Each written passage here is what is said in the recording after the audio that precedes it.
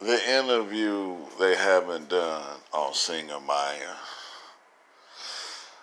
Go back to the song Case of the X. Oh, okay. Yeah, Case of the X.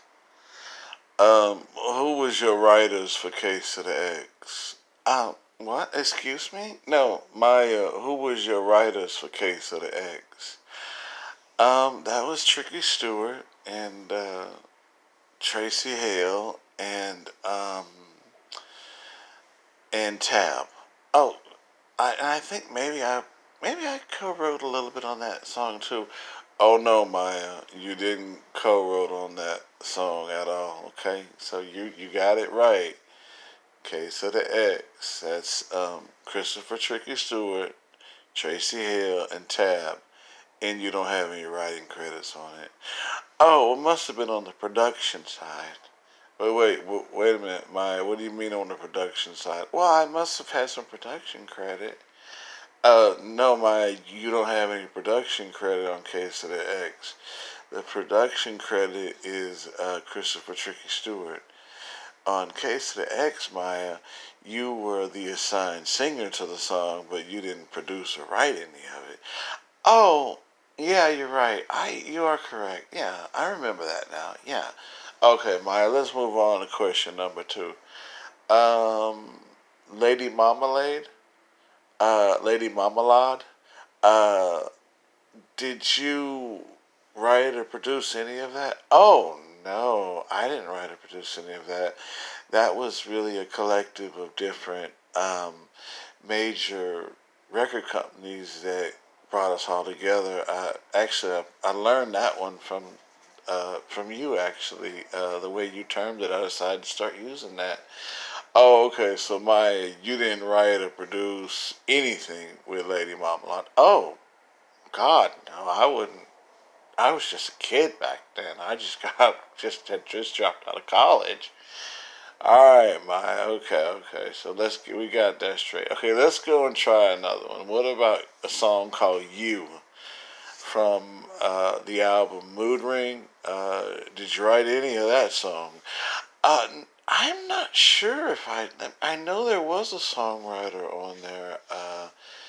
Yeah, yeah. Hold on, Maya. Does Marcia Jackson bring back any memories? Because that's who's listed as the songwriter of the song. Oh yeah, Marcia. Yeah, you are right.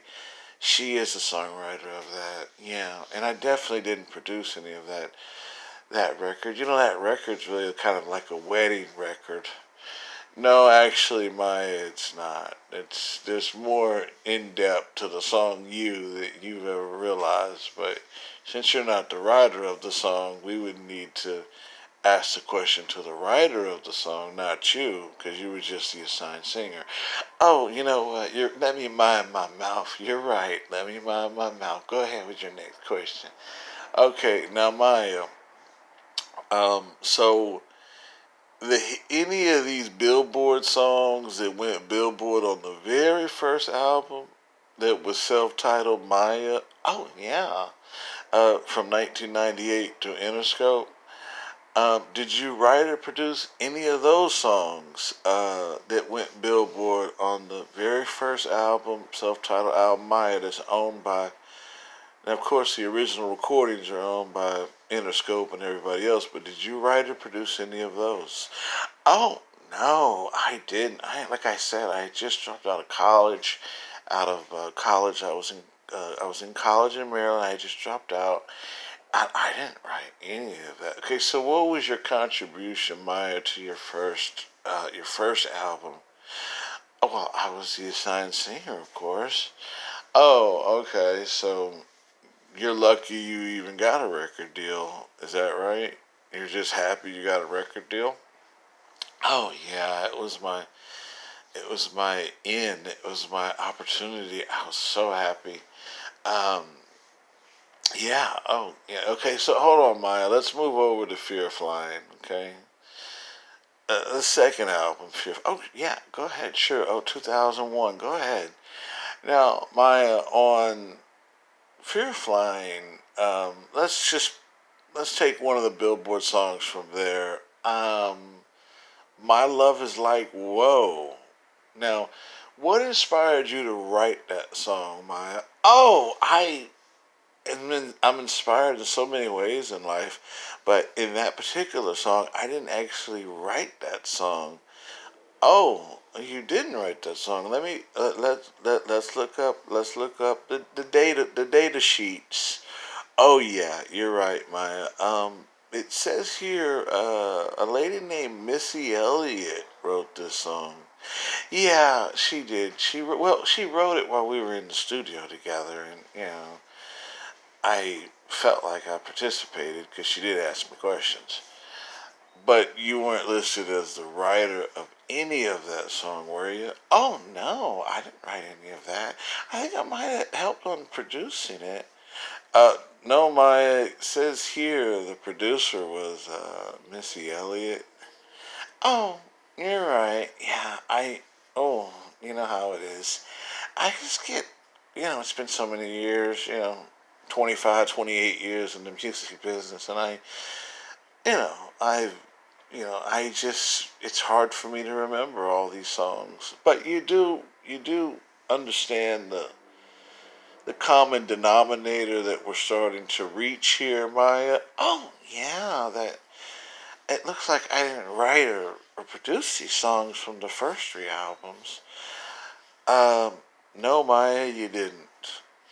You didn't write, you didn't produce these songs from the first three albums.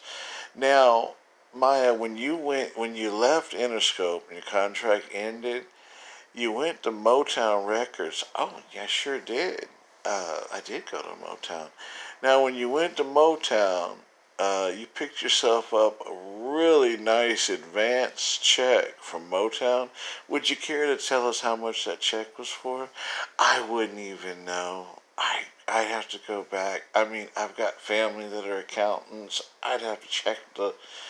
Oh, I'd have to go back and open the books. I wouldn't even know how much it was. But yeah, it was definitely.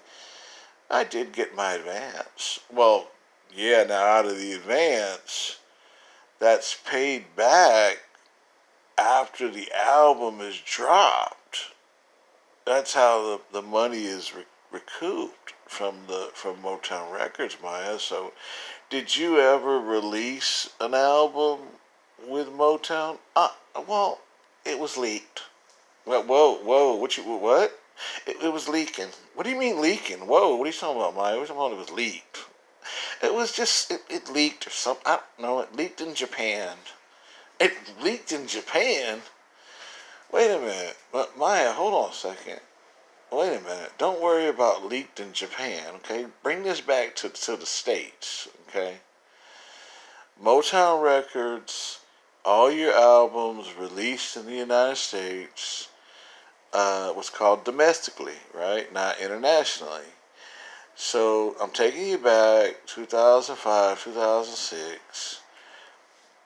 Did you ever release and drop the album for Motown Records? The one that you got the $1 million advance check. I don't think it was a million. Okay, I'm not sure, but like I said, I'd have to check the books. Well, my record show was a million. My record show that your advance check mine was $1 million. Okay, and that well, the album leaked. Okay, well, if it leaked, where did it leak at? Let's talk about this album leak, Mike. Well, let's talk about it. Yeah, put your purse down, put your keys over there, and talk to us about this leak. Okay, where did the album supposedly leak? Well, it leaked in Japan. It leaked in a small territory in Japan, and I thought about suing Motown Records, but then I thought about that $1 million advance, and I just said, hey, look, that album leaked, that's it. Japan, one territory, I'm out of here. Well, wait a minute, hold on a second, Maya. Whoa, Maya, don't get ahead of yourself. Hold on, Maya, Marie Harrison, hold on. If the album leaked in one territory in Japan, not even in the United States, then why would you when you left Motown and you didn't release the album, why did 3 months later you released an album with a different name in one territory in Japan? I don't know. It was just such a coincidence. No, no, Maya, you must not understand the question, Maya. Hold on, Maya. Just hold on. If you say the album from Motown leaked, the one you got the $1 million advance from in 2005, yes, yeah, that's what I'm saying. Okay, well, Maya, hold on, Maya. Just relax. Just calm down, calm down. If it leaked in one territory in Japan, and then you demanded to be released from Motown, which you did. There's two things you demanded from Motown. The first thing you demanded from Motown is you wanted another additional advance check. You wanted more money from Motown. They wouldn't give it to you. And the truth is, Maya, well, what is the truth? Well, yeah, let's talk about the truth, Maya Marie Harrison. You see, the truth is, Maya, is that you released so many different bodies of work to Motown that they rejected for 3 years. Because Motown didn't believe that the music you were giving them was commercially ready. So, Motown Records has never confirmed a leak in Japan. They just let you go. And coincidentally, after they let you go from the contract, 2 months later, you release your own album in that same territory in Japan. Well, it's just a coincidence. It could have been a territory anywhere. Well, that's a big coincidence, Miss Maya. Or is it Kiss Maya? Or is it Maya Planet 9? Or is it Maya Marie Harrison? Whatever you want to do, just whatever. Well, I'll call you what you want. You don't have any security around. There's no lines here. Yeah, this isn't. The staging component is gone. Well, I don't know. It's just coincidence. I ended up releasing a little something something in territory in Japan. I got my bread and I'm gone. No, no, no. Maya, I know you got your bread. I know you got your money. You know, I'm not hating. I'm congratulating. But I just want the story told accurately. I get tired, Maya, of looking at all these other interviewers and just making it up as you go along. Well, I understand that. Yeah, I'm familiar with who you are. You keep meticulous records about me and everything, and I've never argued when you've corrected the record. I just go with it.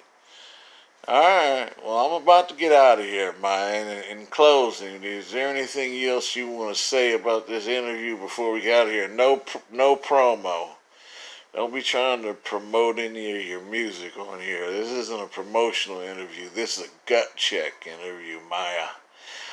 No, I don't. I don't have anything to say except you have always presented the record about me pretty clear, and these are things I slowly have termed for myself to try to get a better reality on the history of my music career, and making sure that when I interview I need to be more accurate, or just make sure I'm very accurate with my answers. But anyways, I do appreciate you and how you keep track of everything that actually happened and the facts of my music career. The real Mike Wilson.